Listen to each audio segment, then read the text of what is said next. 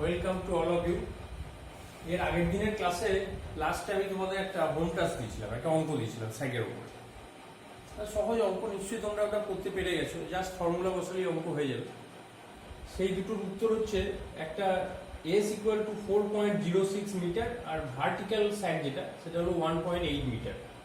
Generally vertical স্যাগটা slant স্যাগের থেকে কম হয়, কারণ ভার্টিক্যাল স্যাগটা হচ্ছে এস কস থিটা, মানে কস থিটা গুণ করলে সেটা ভ্যালুটা কমে যায়। এটা একটা পার্সিয়াল চেকিং। যদি দেখো যে এস ভার্টিক্যালটা এস এর থেকে বেশি হয়ে গেছে তাহলে বুঝবো অঙ্ক ভুল হয়েছে। তাহলে এইটা উত্তর। আশা করি তোমাদের উত্তর মিলে গেছে, তোমরা বাড়িতে নিশ্চয়ই করেছো এটা। আজকে আমি তোমাদের একটা অন্য অঙ্ক করাবো স্যাগের উপরে। এটা একটু অপেক্ষাকৃত জটিল অঙ্ক, এবং যেখানে আইস লোডিং এবং উইন্ড লোডিং এই দুটো কেসকে কনসিডার করে অঙ্কটা করতে হবে। তাহলে অঙ্কটা আমি প্রথমে তোমাদের করে দিচ্ছি, একটু খাতায় লিখে নেবে তোমরা। A transmission line has weight of the conductor as 1 kg per meter. A transmission line has weight of the conductor as 1 kg per meter, and cross-sectional area of the conductor is 120 millimeter square. Cross-sectional area of the conductor is 120 millimeter square. The ice coating over the conductor is of 14 millimeter, and ice density is 915 kg per meter cube. The wind pressure is 50 kg per meter square on projected area. The breaking strength of conducting material is 40 kg per millimeter square. Span is 250 meter, and safety factor is 2. Find the vertical sag and actual sag. Actual sag মানে এখানে slant স্যাগের কথা বলা হচ্ছে। আর এই অঙ্কটাতে বিভিন্ন data যেগুলো দেওয়া আছে, আমরা এখানে তোমাদের সুবিধার জন্য একটা মার্কিং করে রেখেছি যে কোনটার মানেটা কি। এখানে দেখো প্রথম লাইনই বলেছে transmission line has weight of the conductor as 1 kg per metre. এই ইউনিটটা দেখি বুঝতে পারছো যে ওয়েট যেটা দেওয়া আছে সেটা প্রতি মিটার মানে ইউনিট লেন্থে দেওয়াই আছে। সুতরাং এখানে আর ভাগ করা বা অন্য কিছুর ব্যাপার নেই, সরাসরি ওই ডাটাটা নিয়ে নিলেই হবে। তার মানে এটা হচ্ছে আমাদের ডাব্লিউ, 1 কেজি পার মিটারটা হচ্ছে ডাব্লিউ। তারপর বলছে cross sectional area of the conductor is 120 millimetre square. এই এককগুলো একটু খেয়াল রাখবে, এটা কিন্তু মিটার স্কোয়ারে নেই, মিলিমিটার স্কোয়ারে আছে। তার মানে এটা ক্রস সেকশনাল এরিয়াটাকে আমি এ ধরছি।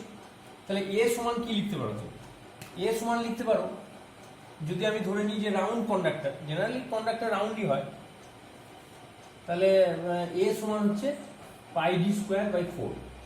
তাহলে এখান থেকে তুমি ডায়ামিটারটা পাবে, ডিটা তুমি এখান থেকে বার করে নিতে পারবে। The ice coating over the conductor is 14 millimetre, 14 millimetre.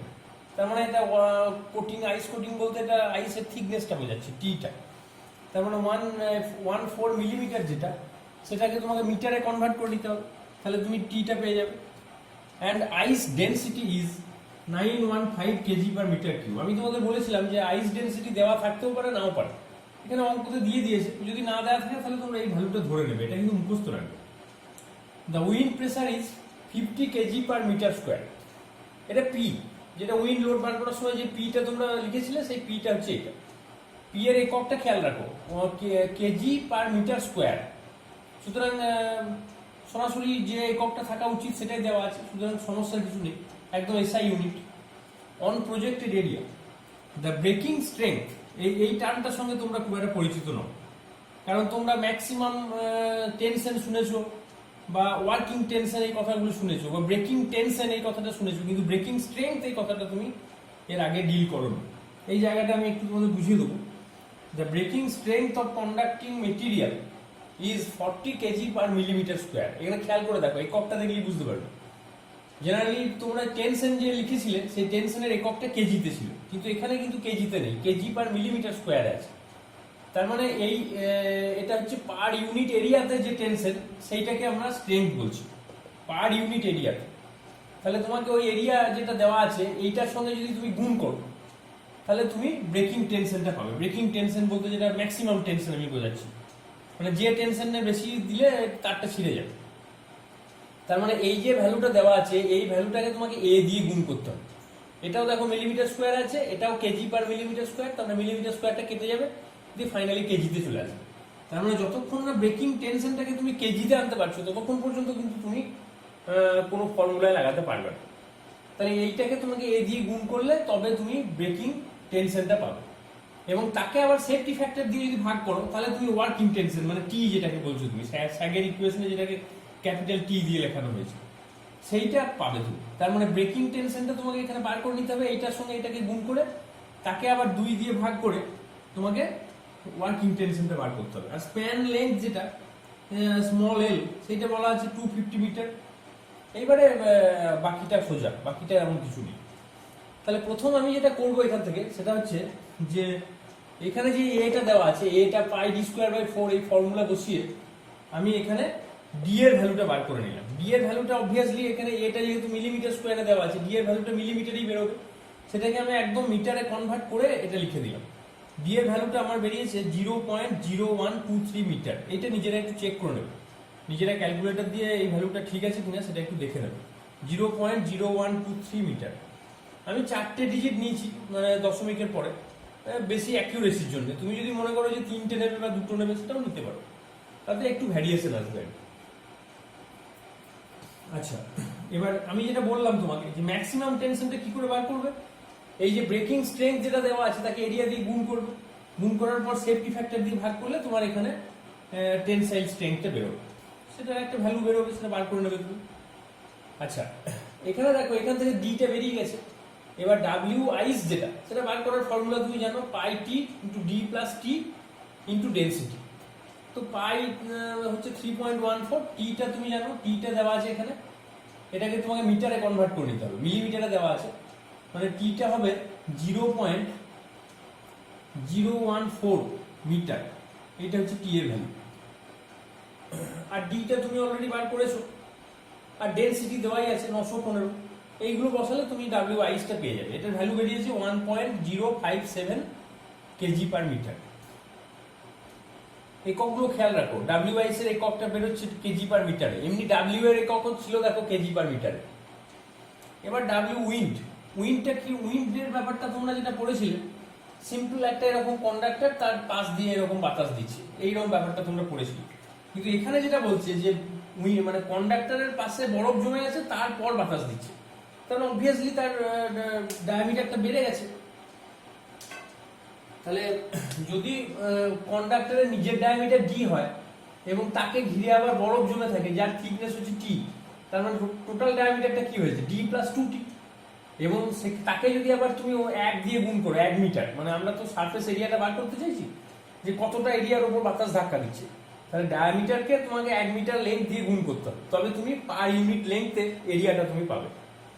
তাহলে এখানে আগে যেমন তোমাদের যখন ক্যালকুলেশন আমি করে দেখিয়েছিলাম ডেরিভেশন, তখন শুধু ডি লিখেছিলাম, কিন্তু যেহেতু বরফ জমে আছে সুতরাং এখানে ডি প্লাস 2টি হয়। তাহলে উইন্ড প্রেসার যেটা তাকে সারফেস এরিয়া দিয়ে গুণ করতে হবে, প্রজেক্টেড সারফেস এরিয়া, সেটা কিভাবে পাবে, ডি প্লাস 2টি হচ্ছে ডায়ামিটার আর 1 হচ্ছে তার লেন্থ, তার মানে এই ডায়ামিটারকে লেন্থ দিয়ে গুণ করলে এরিয়াটা পাওয়া যাবে। তাহলে P into that equal to W wind, সেটা বেরিয়েছে 2.01 কেজি পার মিটার। এবার তুমি জানো যে এই দুটো জানা থাকলে টোটাল ডাব্লিউ টিটা বার করার কি ফর্মুলা, রুট ওভার টোটাল ডাব্লিউটা বার করার কি ফর্মুলা, ডাব্লিউ টি সেটা হচ্ছে ডাব্লিউ উইন্ড তার স্কোয়ার আর ডাব্লিউ প্লাস ডাব্লিউ আইস তার হোল স্কোয়ার, এইটার রুট।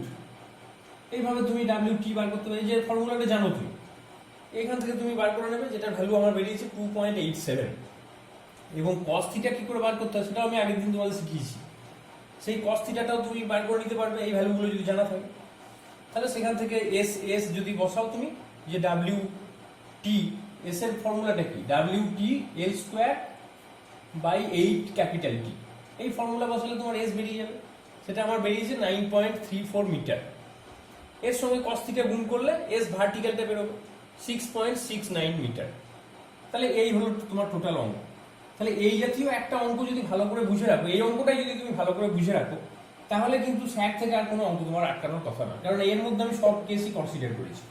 তাহলে এই জায়গাটাকে ভালো করে তোমরা মনে রাখবে, এবং এই জাতীয় অঙ্ক যদি অন্য কোনো বইতে পাও সেই বই থেকে তোমরা প্র্যাকটিস করবে।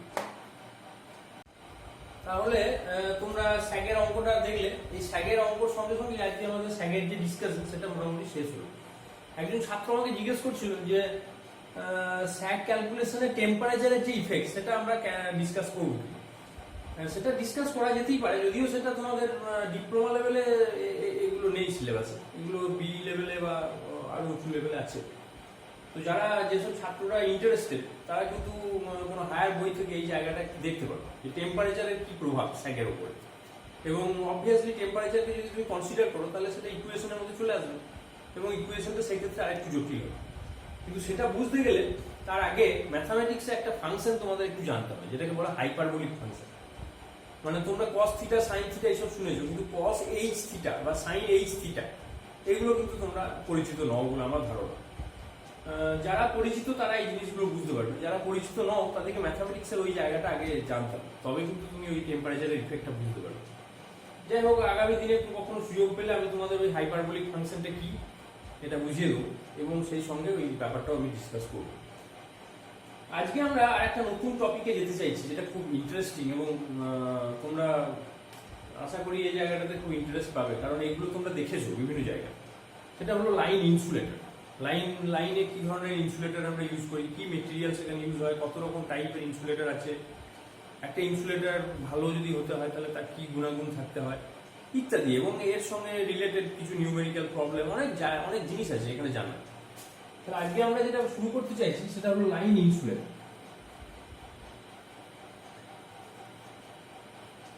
এমনি তোমরা খালি চোখে অনেক জায়গায় লাইন ইনসুলেটর দেখেছো, কিন্তু সেইভাবে হয়তো খুঁটিয়ে দেখোনি। এই জিনিসগুলো পড়ে জ্ঞান লাভ করার পরে আশা করি তোমরা সেইগুলো একটু দেখতে চাইবে যে তোমাদের পড়ার সঙ্গে সেই ব্যাপারগুলো মিলছে কি। জেনারেলি লাইন ইনসুলেটর কোথায় থাকে এটা আগে জানতে হবে। লাইন ইনসুলেটরের পজিশনটা হচ্ছে যে সাপোর্ট এবং কন্ডাক্টরের মাঝখানে, মানে কন্ডাক্টরটাকে সরাসরি সাপোর্টের সঙ্গে বেঁধে দেওয়া যায় না। সাপোর্টের কাজ কন্ডাক্টরকে ধরে রাখা, কিন্তু সরাসরি কন্ডাক্টরের সঙ্গে সাপোর্টের টাচ থাকতে পারবে না। কেন না, কন্ডাক্টরটা হচ্ছে লাইভ ওয়্যার, সেখানে অলরেডি চার্জ আছে, চার্জ বডি সেটা একটা, আর সাপোর্টটা হচ্ছে গ্রাউন্ডেড। সুতরাং একটা চার্জ বডিকে যদি সরাসরি তুমি গ্রাউন্ডেড করে দাও তাহলে that will B a short circuit. এই জায়গাটাকে প্রিভেন্ট করার জন্যই মাঝে ইনসুলেটরকে তোমাকে দিতে হবে। এবং ইনসুলেটর কি কোয়ালিটির ইনসুলেটর দেবে, ইনসুলেটরের সংখ্যা কতগুলো থাকবে, ইনসুলেটরের কি ধরনের কি টাইপের ইনসুলেটর তুমি ইউজ করবে, তার ডাইমেনশন কি হবে, এইগুলো ডিপেন্ড করছে ওই কন্ডাক্টরের ভোল্টেজ লেভেলের উপর। বিভিন্ন ভোল্টেজ লেভেলে বিভিন্ন ধরনের ইনসুলেটর আমরা ইউজ করে থাকি, সেগুলোতে আমি আসবো। তার আগে আমাদের জেনে নিতে হবে যে একটা ভালো ইনসুলেটর যদি হতে হয় সেটা যার ইনসুলেটর হোক, সেটা হতে পারে পোর্সেলিনের তৈরি বা অন্য কোনো মেটেরিয়ালের তৈরি, যেটাকে আমি ভালো ইনসুলেটর বলে মনে করছি, সেই ধরনের ইনসুলেটর হতে গেলে তার কি কোয়ালিটিস থাকা উচিত সেগুলো আমরা একটু প্রথমে জেনে নেব। তার মানে the requirements of a good insulator.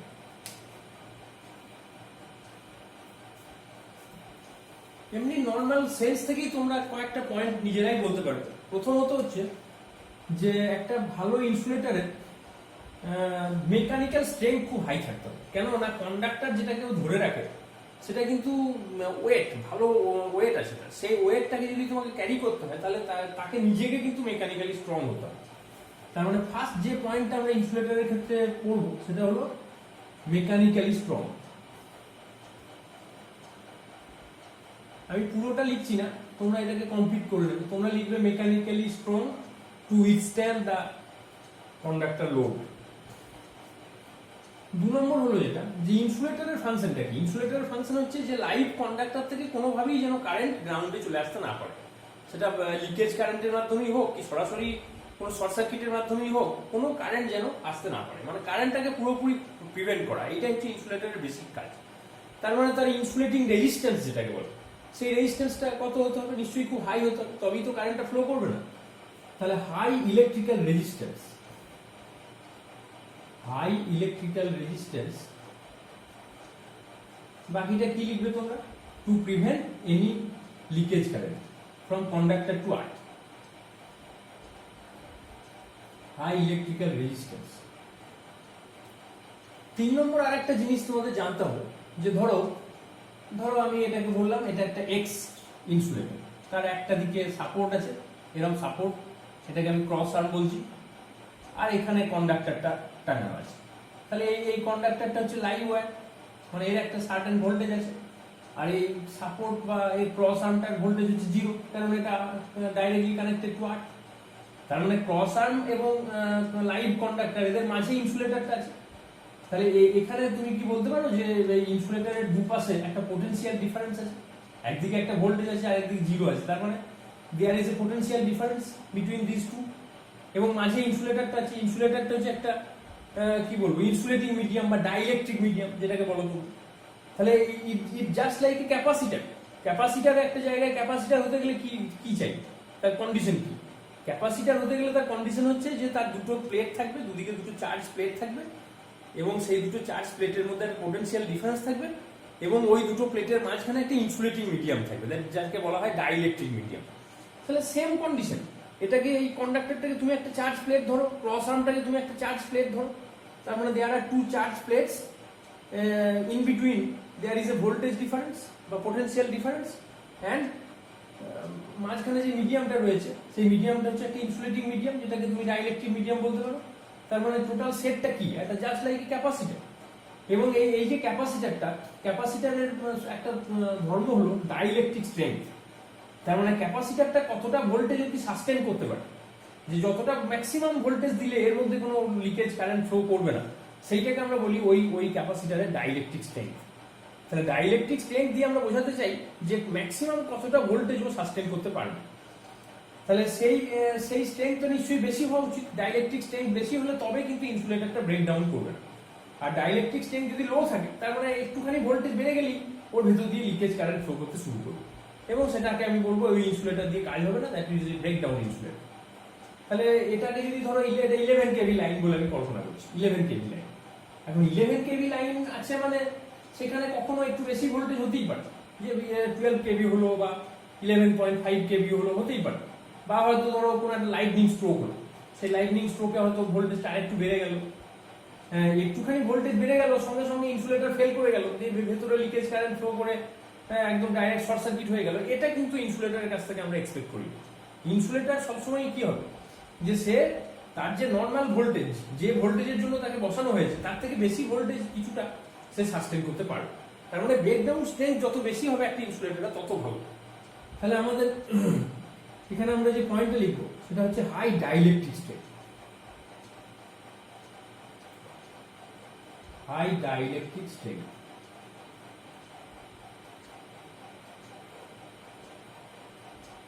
এটা খুব গুরুত্বপূর্ণ পয়েন্ট। 4 নম্বর হলো যে আমাদের এই যে ভারতবর্ষ একটা গ্রীষ্ম প্রধান দেশ, বা কি বলবো, এখানে টেম্পারেচার ভ্যারিয়েশন, আবহাওয়ার সর্বোচ্চ তাপমাত্রা এবং সর্বনিম্ন তাপমাত্রার যে ডিফারেন্স, এই ডিফারেন্সটা কিন্তু আমাদের দেশে অনেক বেশি। দেখা যায় যে গ্রীষ্মকালে কোনো কোনো জায়গাতে টেম্পারেচার 45 ডিগ্রি 46 ডিগ্রি এমনকি 50 ডিগ্রি পর্যন্ত উঠে যেতে পারে। আবার শীতকালে সেই টেম্পারেচারটা কমে 5 ডিগ্রি 6 ডিগ্রিতে নেমে যেতে পারে। তার মানে বুঝতেই পারছো যে টেম্পারেচারের ভ্যারিয়েশনটা কত লার্জ। এই টেম্পারেচারের ভ্যারিয়েশনটা যদি ওই ইনসুলেটর সহ্য করতে না পারে, যে যখন টেম্পারেচার বেড়ে গেল তখন ইনসুলেটর ক্র্যাক করে যাওয়ার একটা সম্ভাবনা দেখা যাচ্ছে, বা টেম্পারেচার যখন খুব কমে গেল তখনও ক্র্যাক করে যেতে পারে, এইরকম যদি ঘটনা ঘটে তাহলে কিন্তু ইনসুলেটর সেটা ভালো ইনসুলেটর বলা যাবে। কারণ টেম্পারেচার ভ্যারিয়েশনের যে নর্মাল একটা ব্যাপার আবহাওয়াতে চলে, সেইটাকে সাস্টেন করার মতো ক্ষমতা কিন্তু ইনসুলেটরে থাকতে হবে। কারণ ইনসুলেটর তো আমি প্রতি সিজন টু সিজন চেঞ্জ করতে পারবো না, একটা ইনসুলেটর লাগানো মানে সেটা কয়েক বছর চলবে। সুতরাং এই টেম্পারেচার ভ্যারিয়েশনটাকে ও ম্যানেজ করতে পারছে কিনা বা সেটাকে কোপ আপ করতে পারছে কিনা, এটা কিন্তু ইনসুলেটরের কাছ থেকে আমরা এক্সপেক্ট করি। তার মানে it can sustain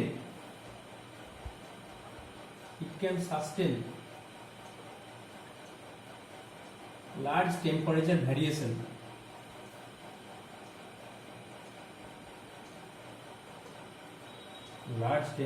variation of the fluctuating weather. Fluctuating weather মানে ওয়েদারটা যে চেঞ্জ হচ্ছে, কখনো গ্রীষ্ম কখনো গরম, এই ব্যাপারটাকে ফ্লাকচুয়েটিং বলে, ফ্লাকচুয়েটিং ওয়েদার। এবং ইনসুলেটর যখন তৈরি করা হয়, ইনসুলেটরটা ধরো একটা ছাঁচে ঢালাই করে হোক বা কোনো অন্য কোনো ভাবে হোক, ইনসুলেটর মেটেরিয়ালটাকে তৈরি করা হচ্ছে। এই তৈরি করার সময় যদি দেখা যায় যে ভেতরে কোনো ছোট ছোট ছিদ্র থেকে গেল, সেটাকে বলে পোরাস।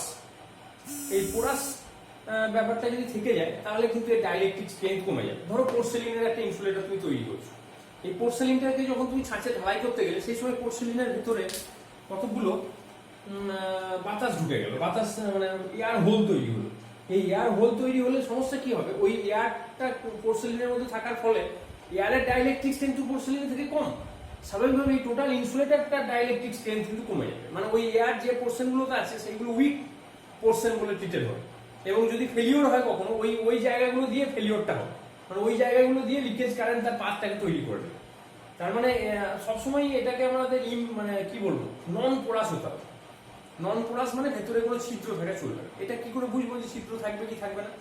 ধরো তুমি একসঙ্গে 1000 ইনসুলেটর কোনো একটা জায়গাতে পারচেজ করেছো, এখান থেকে তুমি এক র্যান্ডম একটা ইনসুলেটর বার করে নেবে, বার করে নিয়ে তুমি সেটাকে ফাটিয়ে দেখবে, যে তুমি একটা ফাটালেই বুঝতে পারবে যে ভেতরে ছোট ছোট ফুটো আছে কি, যদি থাকে তাহলে বুঝতে পারবে যে ওই ইনসুলেটর ওই ধরনের জিনিস সবগুলোতেই আছে।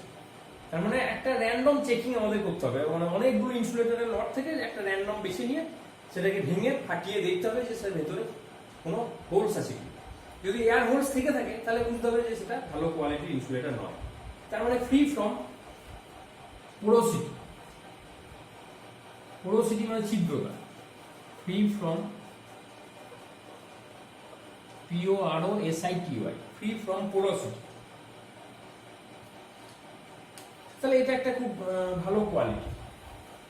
নেক্সট হলো যেটা, যে ধরো একটা 33 কেভি লাইন, 33 কেভি লাইনে আমি ইনসুলেটর বসিয়েছি। এখন এই কোনো কারণে যদি লাইনের ভোল্টেজ 33 কেভি থেকে বেশি হয়, সেটা লাইটনিং স্ট্রোক হতে পারে বা অন্য কোনো রিজনে হতে পারে, তাহলে প্রথমেই কিন্তু ইনসুলেটরটা খারাপ হয়ে যাবে। প্রথমে কি হয়, এই কন্ডাক্টর এবং এই গ্রাউন্ড মানে ক্রস আর্ম, এদের মাঝখানে একটা ফ্ল্যাশিং হয়, ইনসুলেটরকে বাইপাস করে ওখানে একটা ফ্ল্যাশিং হওয়ার চেষ্টা করে। মানে এনি হাউ এই যে কারেন্টটা এখানে ভোল্টেজটা বেড়ে গেছে, সে তখন কি করে এই টোটাল জায়গাটাকে ও মানে এর যে ডাইলেকট্রিক স্ট্রেংথ সেটাকে ব্রেকডাউন করে ও ওই আর্কটাকে ধরার চেষ্টা করে। এই ফ্ল্যাশিংটা শুরু হয়, এই ফ্ল্যাশিং এর ফলে একটা হিট উৎপন্ন হয়। যদি দেখা যায় যে এখানে ভোল্টেজ লেভেল আরো বেড়ে গেল, তখন দেখা যাবে যে আর এই বাইরে দিয়ে ফ্ল্যাশিং না করে সরাসরি ইনসুলেটরটাকে ফাটিয়ে সেই দিকে ও লিকেজ পাথটাকে তৈরি করে দিয়েছে। তার মানে ধরো সরাসরি তারের উপরে বাজ পড়ে গেল, হয়তো কয়েক লক্ষ ভোল্ট সেখানে ইম্পোজ হয়ে গেল, তখন কিন্তু আর সে বাইরে ফ্ল্যাশিং এর যাবে না। সে তখন কি করবে, ইনসুলেটর যে চেনটা আছে সেই চেনটাকে পুরো ফাটিয়ে তার ভেতর দিয়ে ও পাত তৈরি করে দেবে, দিয়ে কারেন্ট যাতে সহজে গ্রাউন্ডে যেতে পারে তার রাস্তাও তৈরি করে দেবে। এইটাকে রাপচারিং। তার মানে দুটো ঘটনা ঘটতে পারে। যদি ভোল্টেজ লেভেল, সিস্টেমের ভোল্টেজ লেভেল যেটা নর্মাল লেভেল, যার যে কারণে আমি মানে যে ভোল্টেজ লেভেলের জন্য আমি ইনসুলেটরটাকে বসিয়েছি, যদি সিস্টেম ভোল্টেজ কোনো কারণে তার থেকে বেশি হয়, তাহলে প্রথম যে ঘটনাটা ঘটবে সেটা হচ্ছে ফ্ল্যাশ ওভার। তার মানে যে ভোল্টেজে ফ্ল্যাশিংটা শুরু হবে সেটাকে আমরা বলে থাকি ফ্ল্যাশ ওভার ভোল্টেজ, আর যে ভোল্টেজে গিয়ে ওটা রাপচার করে যাবে সেইটাকে আমি বলে থাকি রাপচার স্ট্রেংথ। তাহলে rupture strength is always greater than the flash over voltage. এই দুটোর যে রেশিও সেইটাকে আমরা বলি রাপচার, কি বলবো, rupture strength by flash over ratio. তাহলে রাপচার স্ট্রেংথটা বেশি, ফ্ল্যাশ ওভার ভোল্টেজটা কম।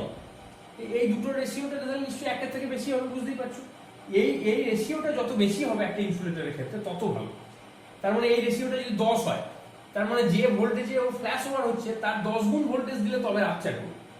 এই রাপচার করলে কিন্তু সেই ইনসুলেটরকে আর তুমি ব্যবহার করতে পারবে না। ফ্ল্যাশ ওভার হলে তবু কাজ চালানো যায়, কিন্তু রাপচার করলে সেই ইনসুলেটর ফেটে গেল, সেটা নষ্ট হয়ে গেল, সেটা রিপ্লেস করতে হবে। তাহলে রাপচার স্ট্রেংথ যত বেশি হবে ফ্ল্যাশ ওভার ভোল্টেজের তুলনায়, তত সেই ইনসুলেটর ভালো। তাহলে এটা একটা পয়েন্ট হতে পারে যে high rupture strength by flash over ratio, এটা একটা পয়েন্ট হতে পারে। তাহলে এই পয়েন্টগুলোকে সুন্দর করে সাজিয়ে তোমরা খাতায় লিখবে। এটাই হচ্ছে একটা ভালো ইনসুলেটিং মেটেরিয়ালের বিভিন্ন গুণাগুণ। এখন এর পাশাপাশি আর একটা জিনিস আমি তোমাদের আজকে বলবো, সেটা হলো যে ইনসুলেটর হিসেবে আমরা যে মেটেরিয়ালগুলো ইউজ করে থাকি, সেই মেটেরিয়ালগুলো জেনারেলি কি কি মেটেরিয়াল আমরা ইউজ করতে পারি। ইনসুলেটিং মেটেরিয়াল হিসেবে আমরা মূলত 3টে মেটেরিয়াল ইউজ করি। একটা হলো পোর্সেলিন। পোর্সেলিন বানানটা একটু কঠিন আছে, অধিকাংশ ছেলেই এটা ভুল করে, তোমরা ঠিক করে দেখে লেখো, PORCELAIN। অনেকে এটা LINE বা এরকম LIN এরকম লিখে দেয়। পোর্সেলিন বানানটা মুখে আমরা যেটা উচ্চারণ করি আর অ্যাকচুয়ালি যেটা, তার মধ্যে কিছুটা ডিফারেন্স আছে। তাহলে পোর্সেলিন একটা ভালো ইনসুলেটিং মেটেরিয়াল। এছাড়াও তুমি কোথাও কোথাও দেখতে পাবে গ্লাস ইনসুলেটর, অর্থাৎ কাঁচ দিয়ে তৈরি ইনসুলেটর। আর একটা মেটেরিয়াল হয় যেটাকে বলে স্টিটাইট। এই তিনটে মেটেরিয়াল জেনারেলি আমরা ইনসুলেটিং মেটেরিয়াল হিসেবে চুজ করে দিই, যার মধ্যে সব থেকে বেশি ব্যবহৃত হয় পোর্সেলিন, তারপরে গ্লাস, আর স্টিটাইটটা খুব কম জায়গাতে ব্যবহৃত হয়।